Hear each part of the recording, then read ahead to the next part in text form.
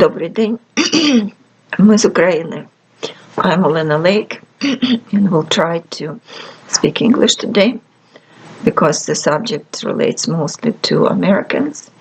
So welcome to my channel обозрение об обозрении, sort of book club talks of housewives with their pets and about that subject of Russian war against Ukraine. So the reason why I am talking in English because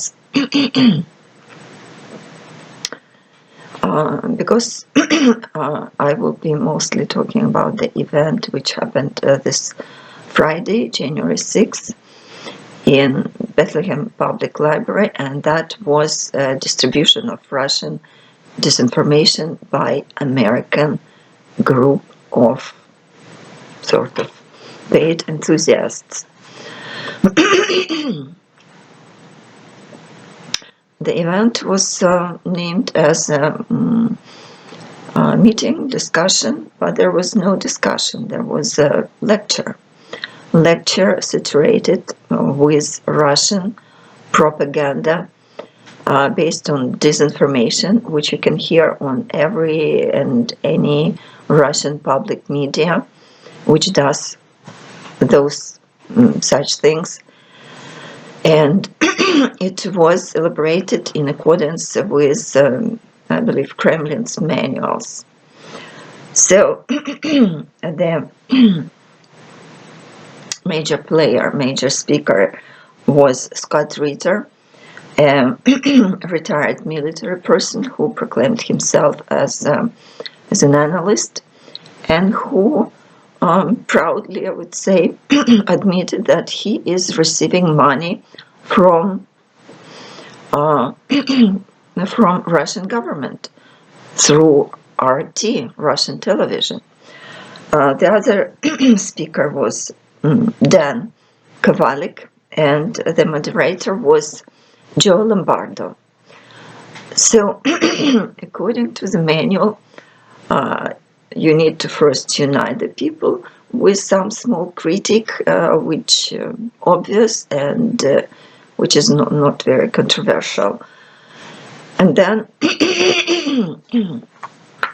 he chose to talk, in this matter, he chose to talk about the war of Ukraine, which started in 2014, and the critique was that it fell out of media observation very soon after 2014. Yes, that is true. It started for Ukrainians. The war did not start on February 24th of 2022. It started 9 years ago. It started in February of 2014. After practically on March 16th, Crimea was annexed, and soon after the war in Donbass started. At that time, nobody knew how big monster is growing on the Russian side. So, yes, this war, this event was very intensively discussed in public media, but then it was easily dropped. And but this is not the biggest problem. The biggest problem was that on 2015. Ukraine was practically forced to sign Minsk agreement at the time when Ukraine has all the chances to get into counter attack and to fight and liberate all its lands, which conquested by so-called Russian separatists with huge support of Russian troops whose slogan was "We are not there." So anyway,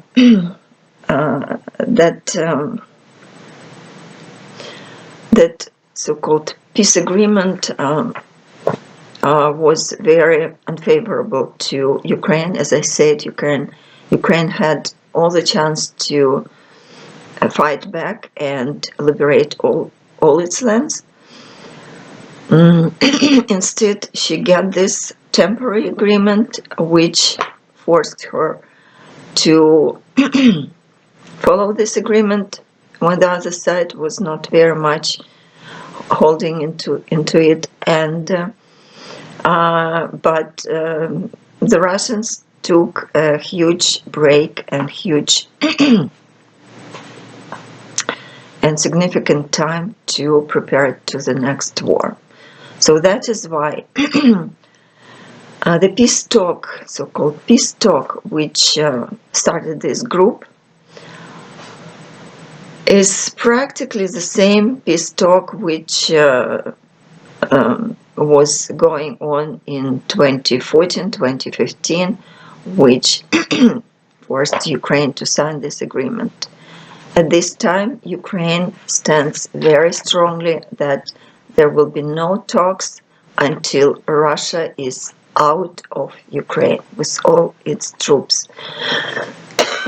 There will not be any temporary peace. Ukraine will not give any time to Putin to regroup and reinforce his army and start the new wave of war or start another war, because he will not stop. So Putin is losing his war now. That is why these type of groups were activated by him with his money, with Russians' money, Russian government's money, to support this type of temporary peace.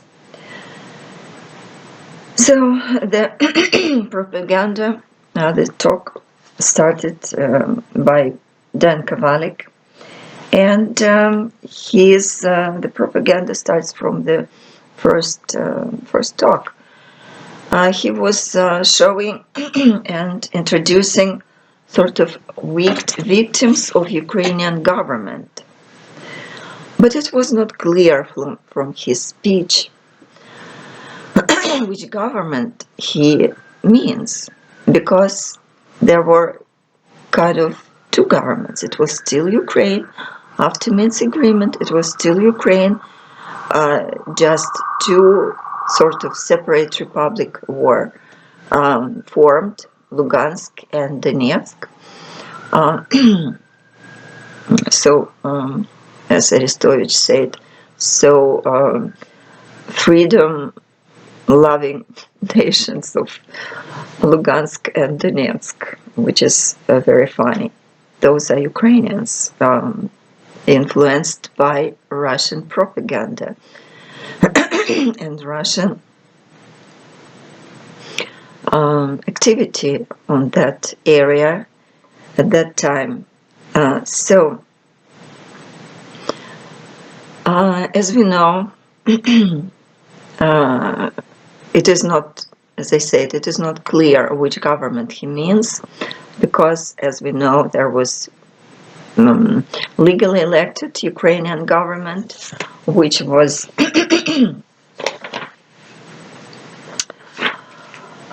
overthrown by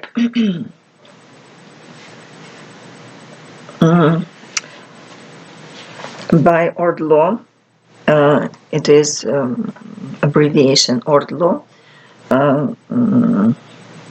Lugansk and Donetsk Oblast. It was treacherously overthrown, and self-proclaimed government was formed with Pushilin, and practically that government were represented by, I would say, bandits, because those people were with, many of them were with criminal records. Aksionov in Crimea was with criminal records. So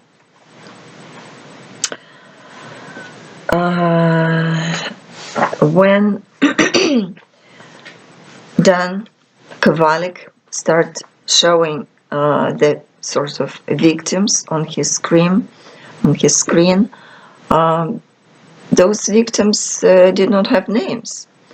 He showed the old guy who claims that he was captured by Ukrainian government. Again, it's not clear which government. Most likely that was Bandit's government of Lugansk and Donetsk, which overthrown the legal government of Ukraine, and with fake referendum established their own power.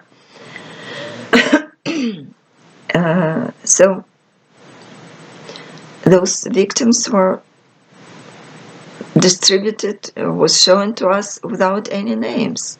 There were no names. The guy was claiming that he was tortured, his teeth were taken off from his mouth. It's kind of, it's a criminal act.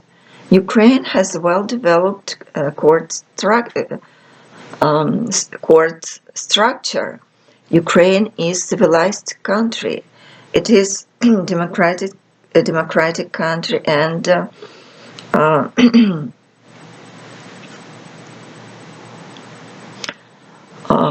court system works pretty well. So this kind of events wouldn't go, cannot be kept silent. But he did not mention any court records about this, any claims towards the international human rights organizations. So nothing. It was just, he said, I met the victims, and that's enough. I spoke with them personally. So this is not enough. If this is legal power, if this is if this is democratic state, if this is court system, it should go through court system, not just keep silent and blaming the government of these criminal acts. Again, there was talk about children killed by Ukrainian government, which you can hear in any Russian propaganda. So he showed the picture with the toys like this, with puffies of toys, stuffed animals collected like small pyramid representing the tribute or memorizing these killed children. But again, there was no stela, there was no names. He presented the pictures of sort of children which were killed without names. The victims should have names, and these events should go through the court system. If it would happen, and even it would be try to keep silent, there is always are international organizations which you can call up into these events. The structure of this discussion was like lecture. It was a lecture saturated with this propaganda, based on sorry, distribution of this disinformation, and then you do not have right to talk. You just can ask the question, and he is choosing whom he let to ask the question. So I was not able to give my not way of thinking to even defeat his unfair and his disinformation. So that is why I'm doing this now. I make a note which subjects he was talking about, and I will try to address all of them.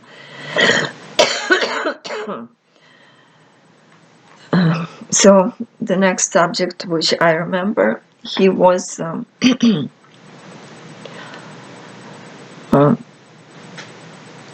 yes, I was talking about these pictures, which he said those pictures were in Leningrad, which is St. Petersburg now, like commemorating this sad events and setting memorial to these poor kids, but again, there are no names. So then he started talking about Nazis, the huge Nazi problem in Ukraine. I would say the Nazi problem exists in almost every country. He said it is about 1-2% of people supporting Nazi. Approximately the same percentage exists in every country. In America, I clearly remember the picture of school graduates who were saluting Heil Hitler. On the picture, it was immediately it went viral on public news, public media, and there was investigation, there was disciplining, there was some punishment for this action, but it happened. It happened in Charlottesville, Virginia, in August 11th and 12th of 2017. So we clearly remember this torch walk and Nazi slogans, and there was a young lady was killed by car during this event. So does this give the Russia right to invade the United States, to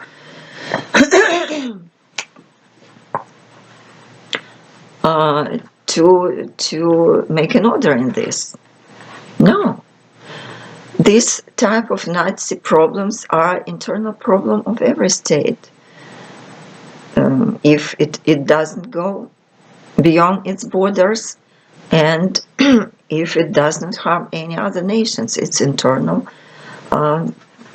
problem, it's internal issue of this country, of this state. So no one has the right to invade this country or try to enforce its order in this country in that matter. It's again, it's internal problem. So and then he said, then he was talking a lot about Azov, and the claim which I remember is that terrorist organization Azov became part of Ukrainian army. What's wrong with this? When they became, first of all, it is very controversial about Azov terrorism. I know that in the United States somehow they are admitted as terrorist organization. So there our society is open to all the events, positive and negative. And personally, I was not following the negative events of Azov. I know only their bravery during defending the land, their own land, and I'm very much appreciating that. So Pan Kavalik did not mention any negativity towards Azov. He just mentioning this, that Azov became a part of Ukrainian army. Yes, when they became part of Ukrainian army, they gave their oath to Ukrainian people, to Ukrainian army, to Ukrainian state, to defend the land and to serve the people, to defend the land. So at the time when they gave this oath, they became a part of military. They became a regular army battalion. So all the army structure was and subjected to all the army structure. They were, and Ukraine army structure follows all the international convention, all the convention related to the war. So there is no way that there will be any violations of this. There are no indication from anybody, any side, that there were any violations of these conventions or army rules. And Pan Kavalik was not giving any example of these violations of any negative events. He just claiming this, and he even went further. He compared this to KKK, Ku Klux Klan, which is absolutely inappropriate. Battalion Azov was formed to defend Ukraine, to defend the land against the enemy. What kind of defense is conducting KKK? It's absolutely incomparable, and it's very offensive comparison, and very inappropriate. Then I was not given a chance to speak about the most concerning presentation of Mariupol theater, which was destroyed by bombing. From the words of Mr. Kavalik, Dan Kavalik, he said that it looks. He put the picture on the screen and said it looks like it was exploded from inside. No, it was not exploded from inside. And the whole world was following these events. The whole world to know the picture of this drama theater when about 1,000 mothers and children were hiding in the theater, and they put it was the winter, and they put the snow step feet signs, Deti, which means children in Russian language. In Russian language, big signs that please don't touch us, meaning don't touch their children. Deti was on both sides of this. It was visible from the airplane. It was visible from the sky. And seeing this sign, the pilot threw the heaviest bomb into this theater. And of course he bombed and destroyed this theater, and he buried all people inside this theater. It was not possible to get them out. Everything was crushed. Thousands of children and women were buried alive in the ruins of this theater. And talking about that easily, it was a real inappropriate presentation. So how you can Putin regime, because of all these inappropriate actions during 10 It's already 10 months of war. It's 11th month of war going on. He represents himself, this regime present itself to the world as toxic, unreliable, and non-negotiating. Nobody wants to shake hands with anybody of government of this regime. So it is impossible to make peace with the government, with regime which is not holding its obligations. And the first, we all know, and President Biden once said that what Russia say and what Russia does are two absolutely different things.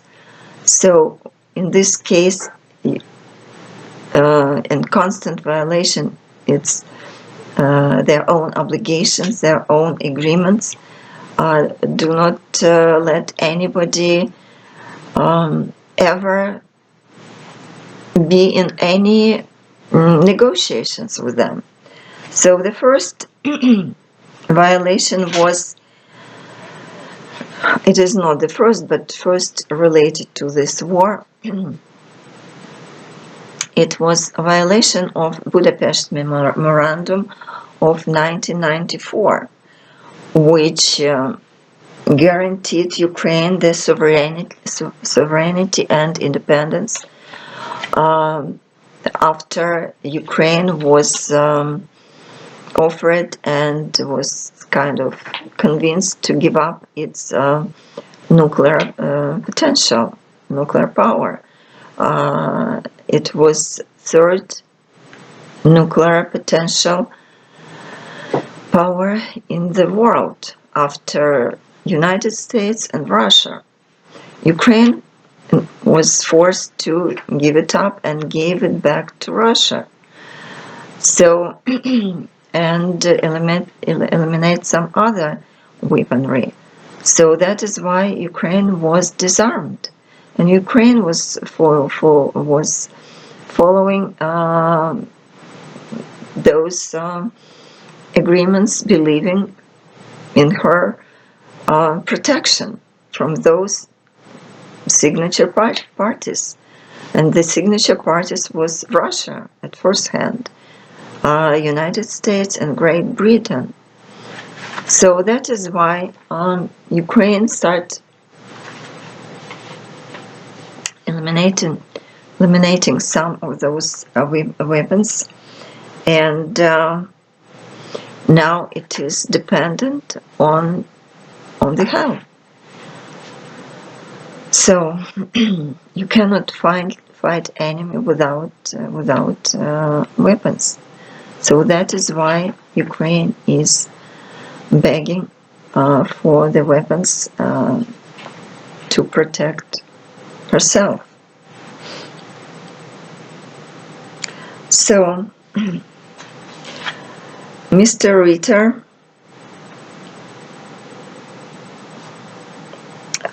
was started making his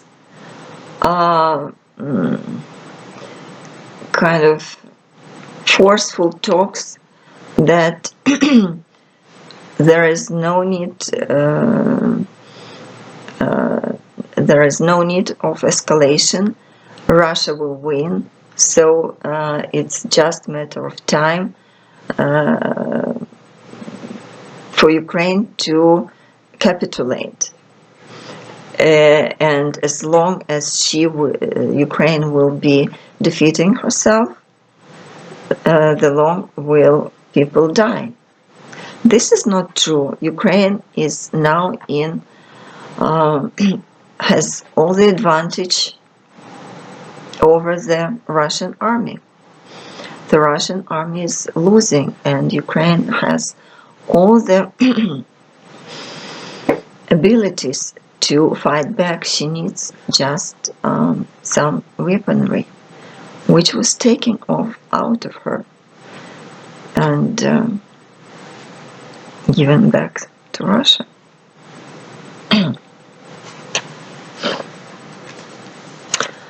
So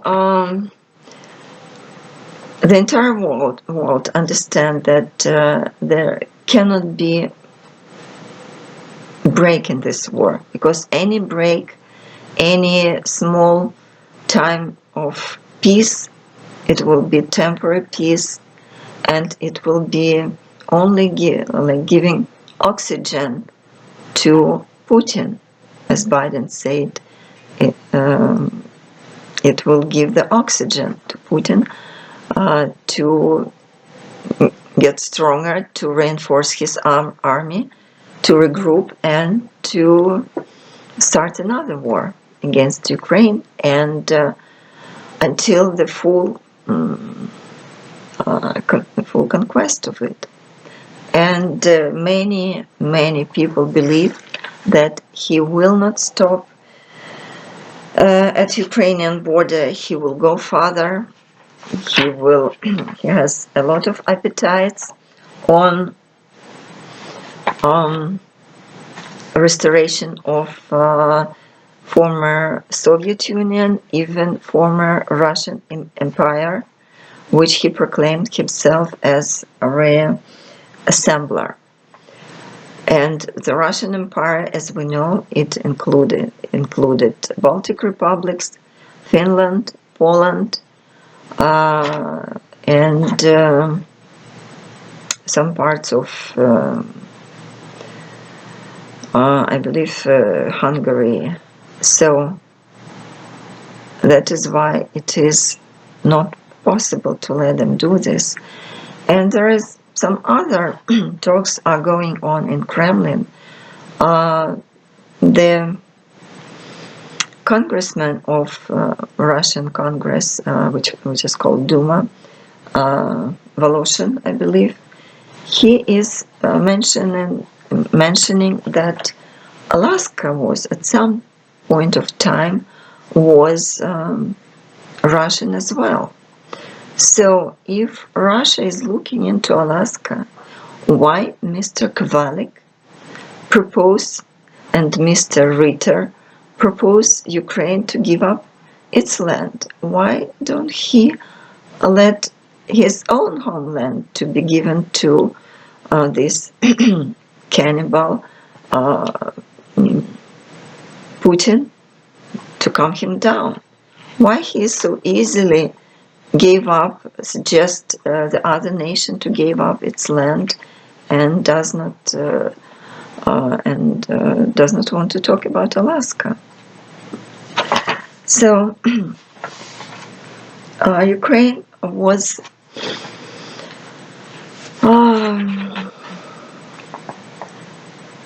neutral, was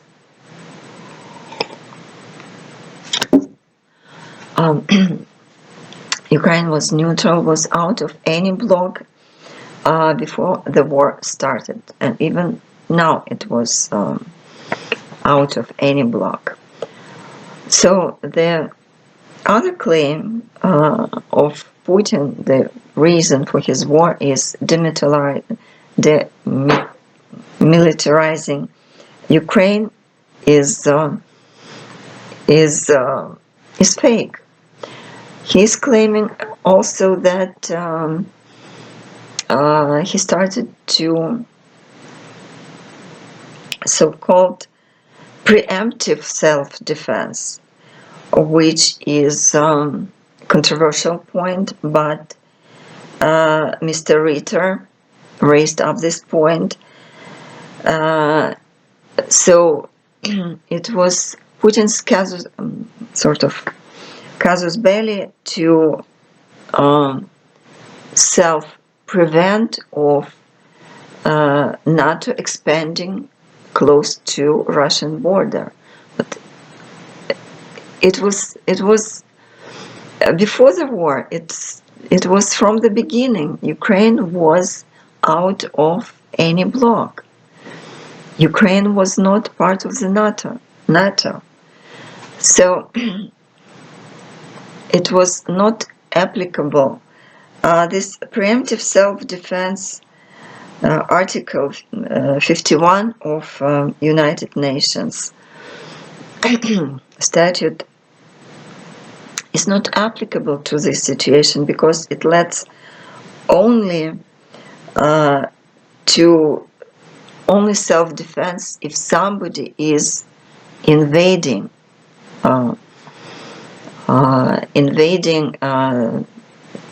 that country. You cannot self-prevent if you do invasion yourself. And even more, I will post my paper in the website. There was the report that this so-called preventive action, when it starts its own aggression, is illegal in terms of self-prevention. So this casus belli does not work. It is fake again. It is not appropriate. So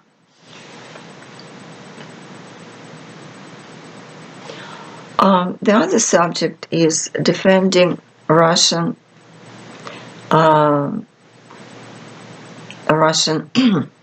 people, Russian-speaking people, Russian national people, and Russian language in eastern Ukraine. At some point, yes, with Stalin moving people around the Soviet Union, the more Russian population came into Ukraine in that eastern region, and but they were Ukrainians. They were Ukrainian people, even Russian-speaking speaking people. I'm Russian-speaking Ukrainians. My family, Ukrainian. My family is Russian-speaking family, as many other families. Yes, there is a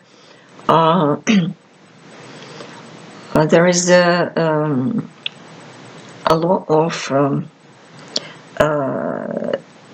state language, and the state language is accepted as Ukrainian language, which is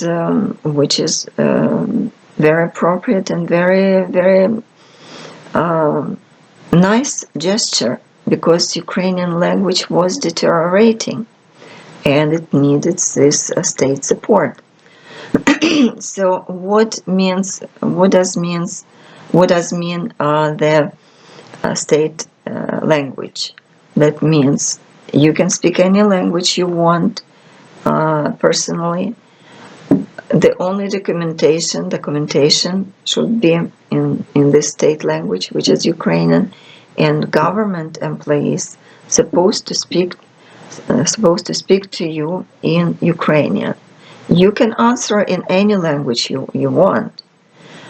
I mean, any language they can understand, and all Ukrainians understand Russian language so far. Maybe later they will refuse to do this, but so far they understand. The only the government employee is supposed to respond in Ukrainian language, but you are not forced to talk to government official in Ukrainian.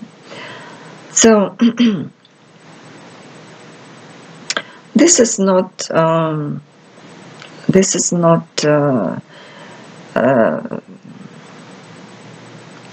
that controversial subject as it was presented by Mr. Ritter. So he does not know the deep situation.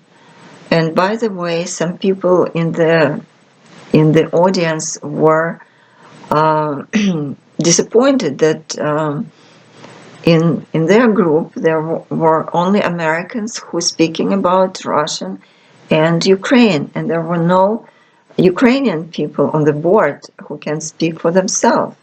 So that is why I'm speaking for myself and for my former country, which I am still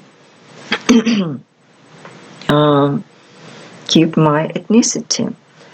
So with predominantly speaking Ukraine, the predominantly speaking Russian, the Ukrainian language was deteriorating. The terminology like government terminology, bureaucratic terminology, like medical terminology, technological terminology, they were not developing, they were deteriorating. And we know when the language becomes not spoken, it has a huge risk to become a silent language like Latin or Sanskrit. So it is, Ukrainians were very happy. I personally was very happy that our language was restored. So all the missing words were restored or were borrowed, but not from Russia. They were borrowed from from Western Slavic Republic, Slovak, Czech Republic, Slovenia, Slovak Republic, and Poland.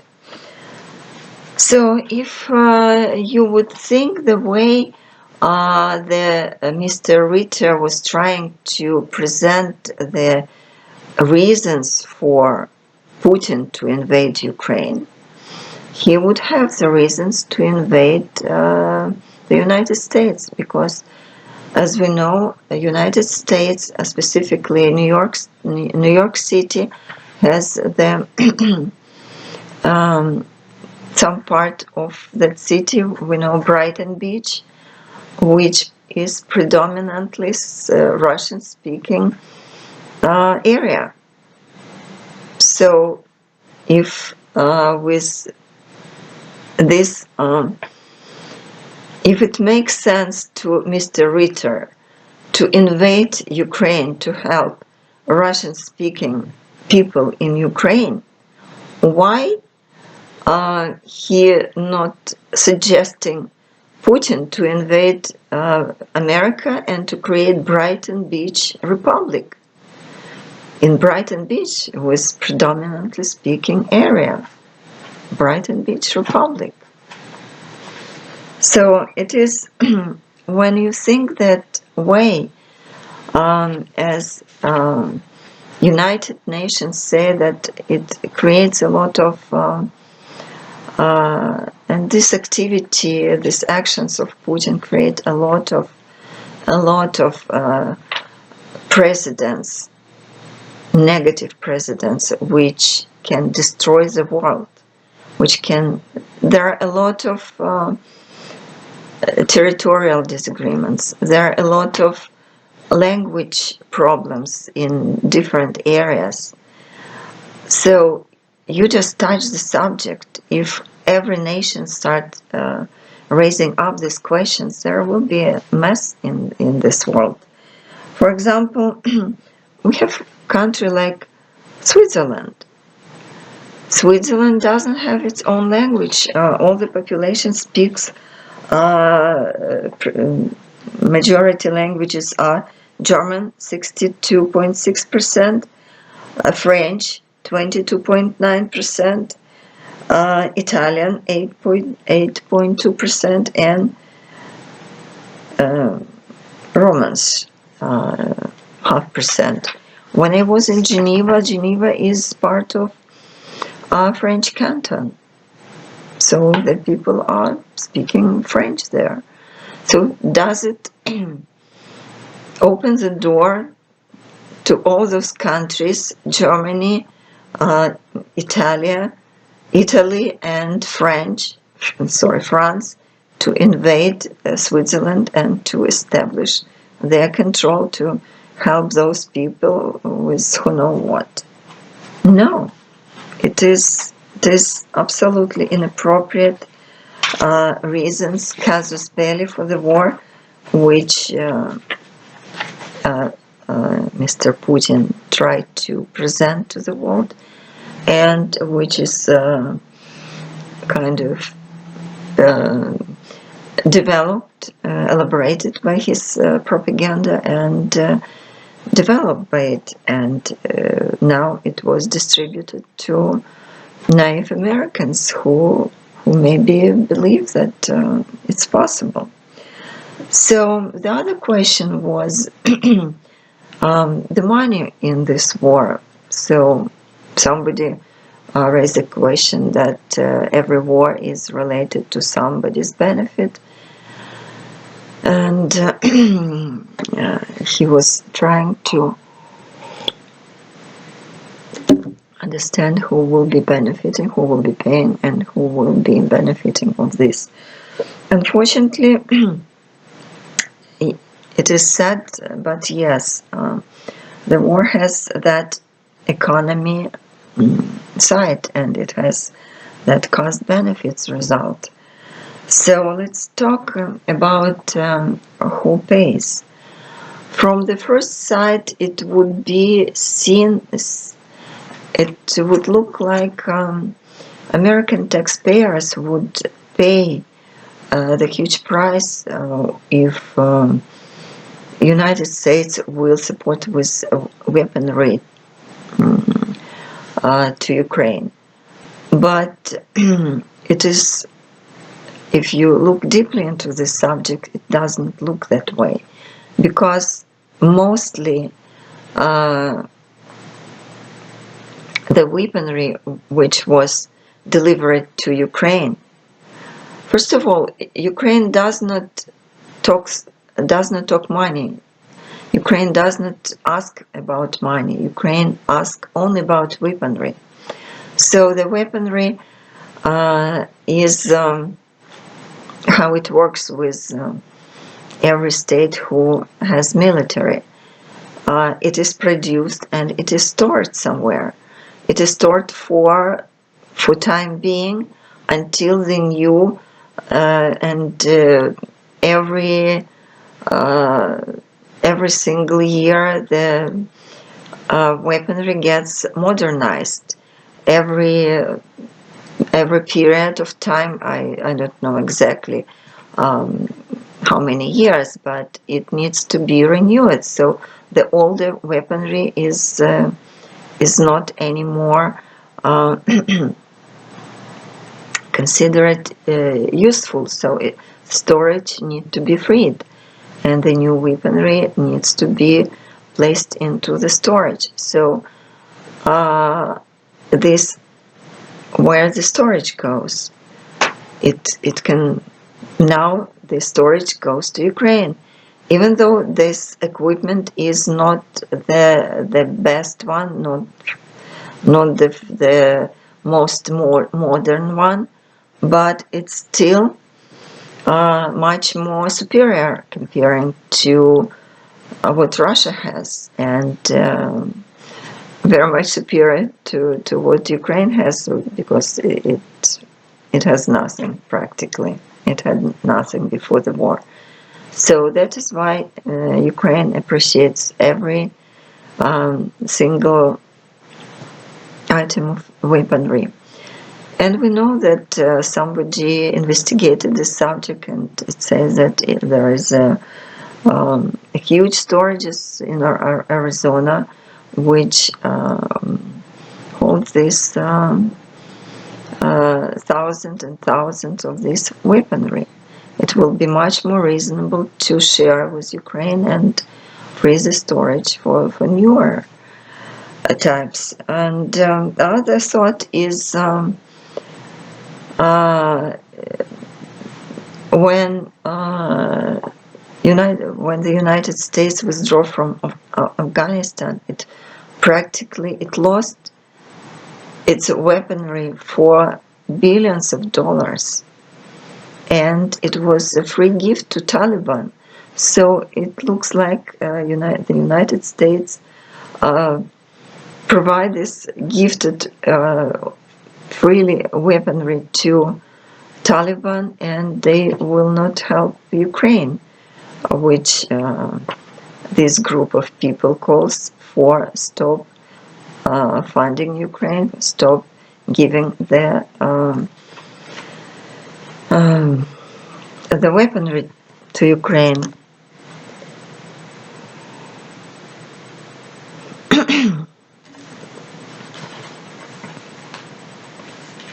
So they believe that will stop the war, that will not stop the war. So, and the other thought comes into mind, the Second World War and the Lend-Lease, which was given to Stalin and which helped Stalin to his regime to sustain. He helped Stalin to keep his regime. So it looks like ironic. The United States helped Taliban, the United States helped Stalin, but they this group calls United States to stop helping Ukraine. It's not it doesn't make sense, it is not reasonable, and it is not appropriate. So the monetary help in the big part goes to United States allies and Ukraine sort of partners in this war, with to help to buy the other weaponry there, or to buy some humanitarian help.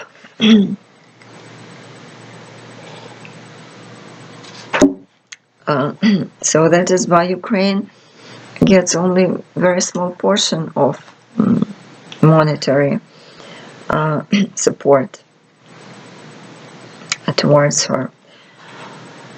So going back to this Lend-Lease, which was open to Stalin, the same type of Lend-Lease, it called the Lend-Lease as well, but it's to my understanding, it's significantly different one.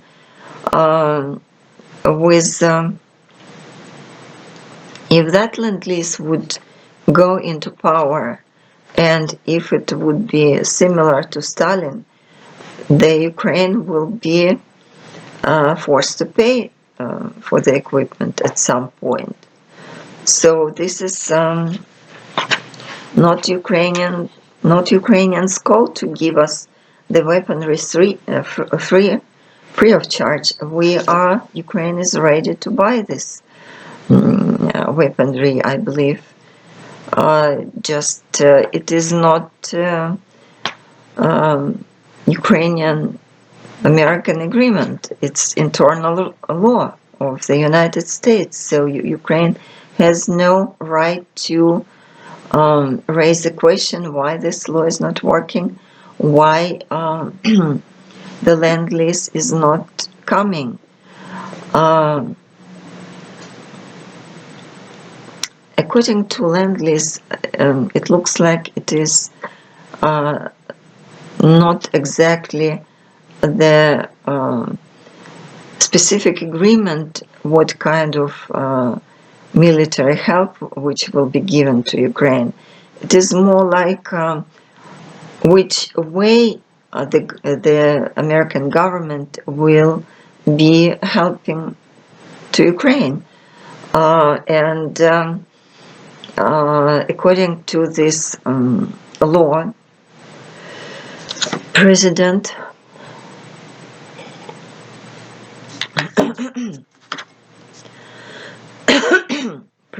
Biden get the specific right to resolve this question if Congress will not be helpful in that matter. So it just not about the specific weaponry, it was about the way of providing this help, the way of financing this help, the way of making decision in that matter.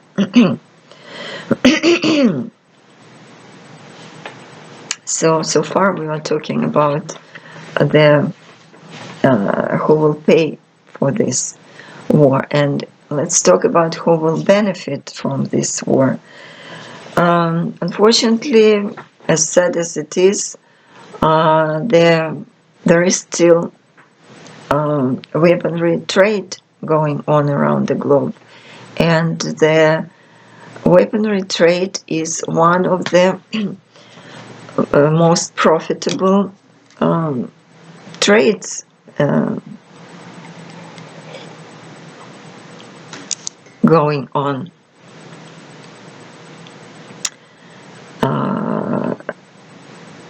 It is admitted that it is one of the most profitable ones, most profitable trades.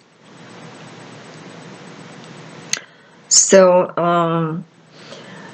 that is why when you trade the weaponry, you need to kind of present this arm.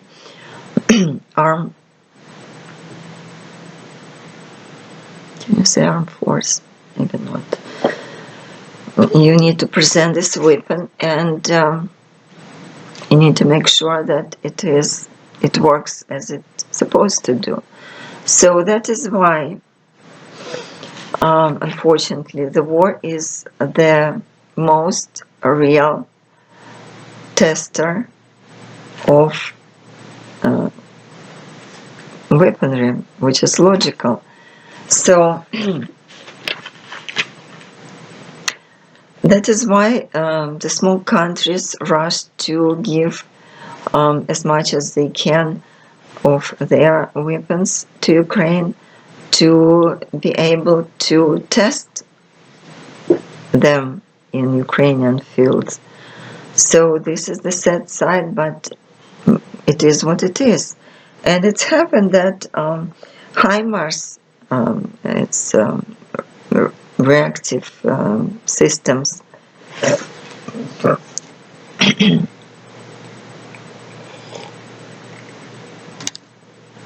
proved to be well managed and very productive, very effective, and very strong. So that is why they raised up in the scale of sales into the top ones. So now the producer of HIMARS has the orders to sell those HIMARS for many years ahead. So, which is not exactly the same way going with German, we call it Gaubitz.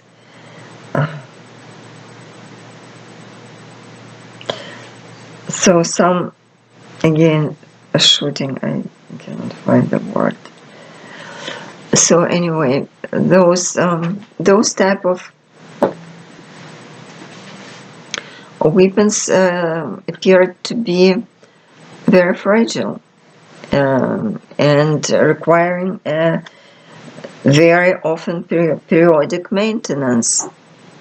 So, which is not good for the war, because during the war, during the battle, the equipment can work all day long.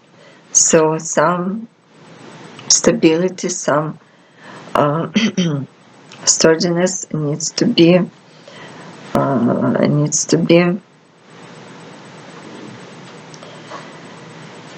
added to that weaponry. So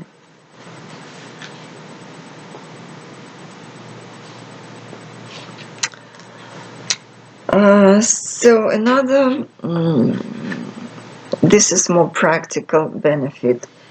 More political benefit, less tangible benefit is that Ukraine now is fighting for the entire world.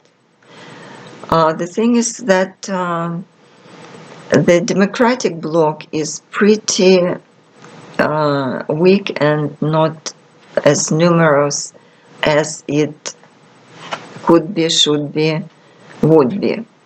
So,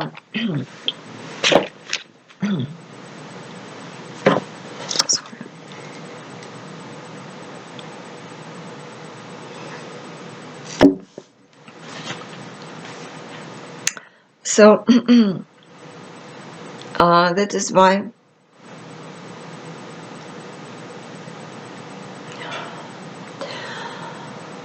this fight is important not only for Ukraine, it is important for the entire world.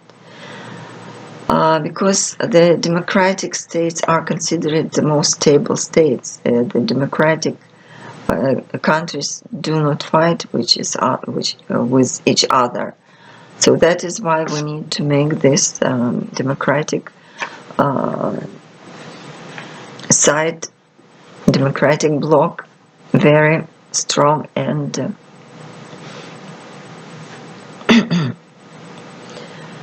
and working well. Comparing to this, comparing to totalitarian states or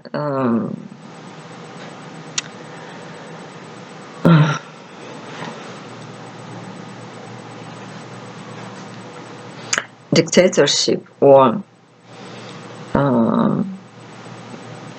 authoritarian states. So they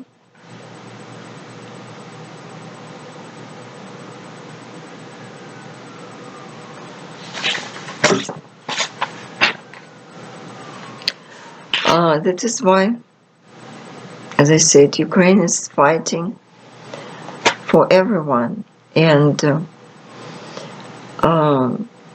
the other benefit to the United States is that it doesn't participate in this war with any manpower. So it has a chance to get even with long-term adversary, the Russian Federation, a long-term adversary to America. So it can be defeated with the hands of Ukraine without any foot of any American soldier is stepping onto Ukrainian land. Just help us with weaponry. So if Russia would win, as Mr. Ritter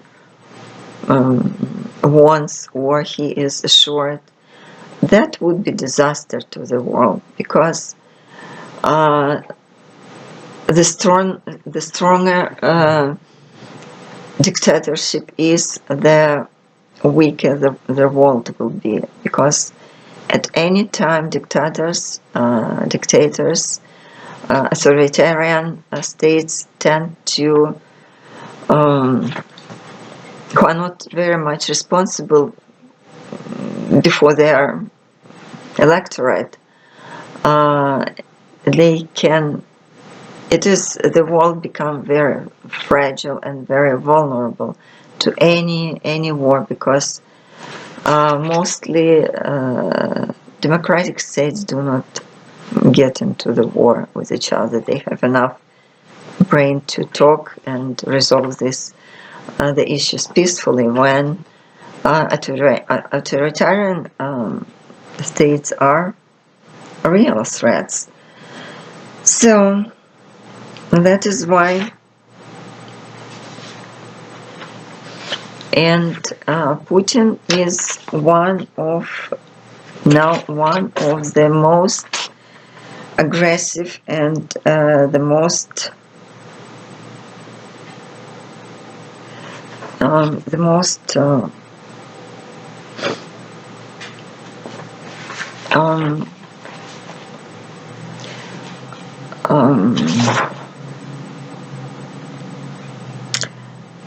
totalitarianistic, the most adventurous state is, as English historian Lord Acton said, I like that expression very much.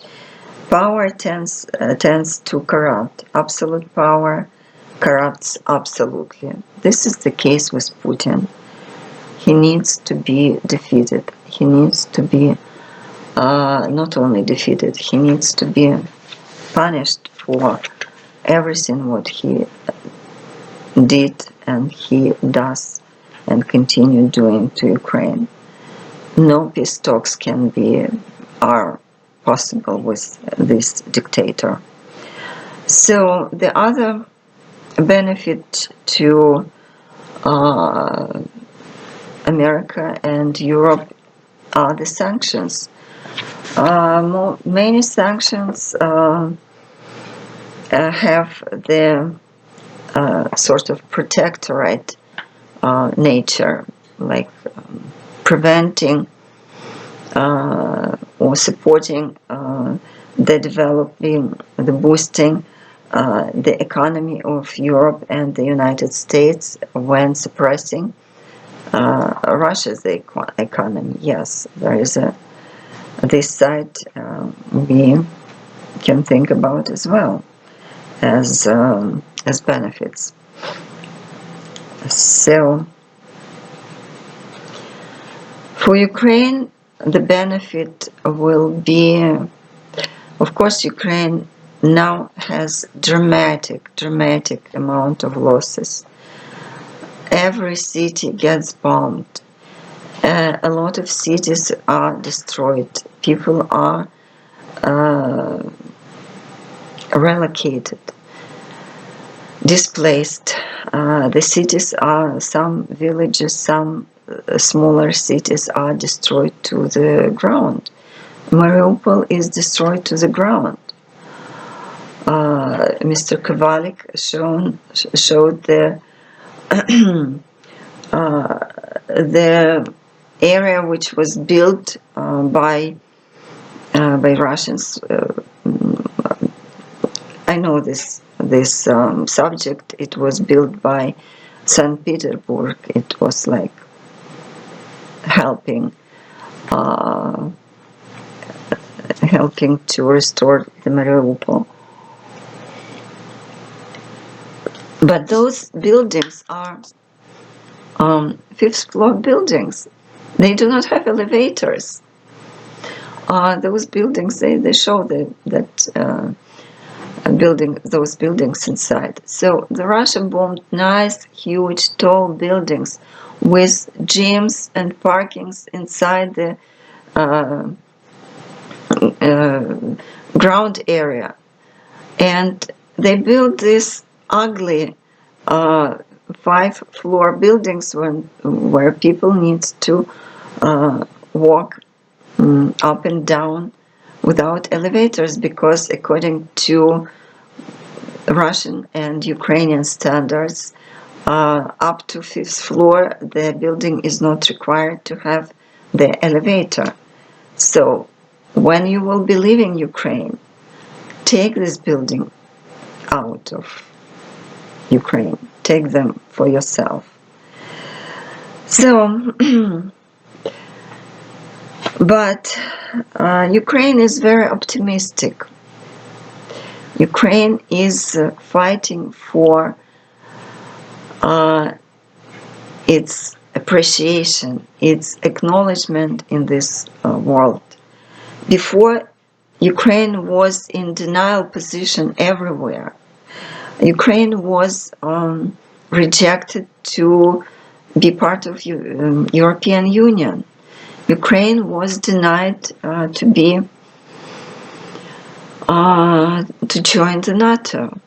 If Ukraine would join the NATO at the time when when she requested, this war would be prevented. This war would never happen.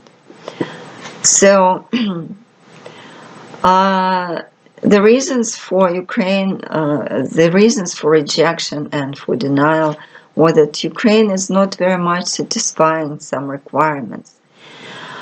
Ukrainians showed their spirit, Ukrainians showed their desire to fight for themselves, for their own democratic value, for the democratic value of the entire world.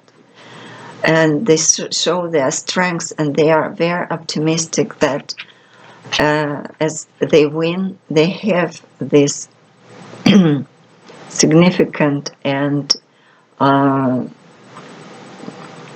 would I say, appreciated place in this world, the place under the sun in this world. They deserve this with their bravery and their dedication to democratic values. So, as I said, Putin is an example of absolutely corrupt dictator. As we know, Europe is historically has very vulnerable borders. Europe was fighting during the hundreds years, centuries and centuries. Europe was fighting. European countries were fighting between themselves for establishing their borders. At some point, they decided to stop, and that point was the end of Second World War. After the Potsdam Conference, the Europe established that no more changes in the borders, and this needs to be this matter needs to be held very strongly. Otherwise, it will be disaster in the world if somebody like Russia give this precedent for a rare consideration of the borders. It will be mess. It will be inappropriate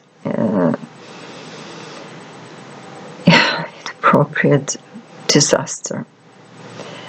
So that is why Russia must withdraw its troops out of Ukraine and stop shooting.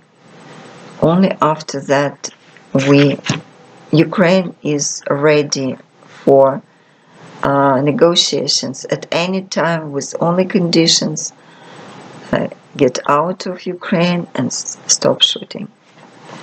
Thank you very much, and I hope I covered all the questions which were inappropriately and